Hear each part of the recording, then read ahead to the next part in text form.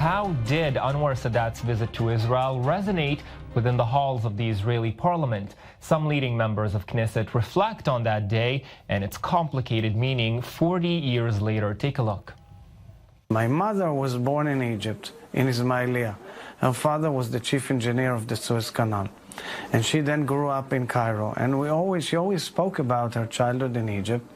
And I was asked, is there any possibility we'll ever visit Egypt? It was clear to us it will never happen. It was a Saturday, and we were fixated at home in the apartment of the ambassador as to the landing of Sadat, and we saw it live, and my parents wept, simply wept. It was awesome. My father was like a tough army general, was extremely moved by this. And then he gets a phone call from Menachem Begin, just after it all started. And Begin instructs him and tells him that it was agreed that the first contact between the two governments will be done between the Israeli ambassador to the United Nations and the Egyptian ambassador to the United Nations. So it was Chaim Herzog and Ismat Abdel Magid.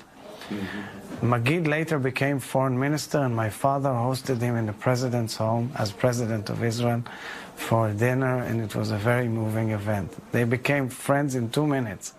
No one was in the streets. Everyone was sitting in front of the television to watch this historic visit and the speech in Parliament.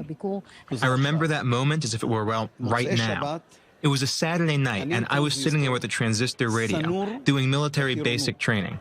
I had been called up in November, and I remember they were taking us to a lecture. We were supposed to get a lecture, they took us all, and there's me with the transistor, and I'm listening to it. And I remember standing up and just shouting out, guys, Sadat has landed.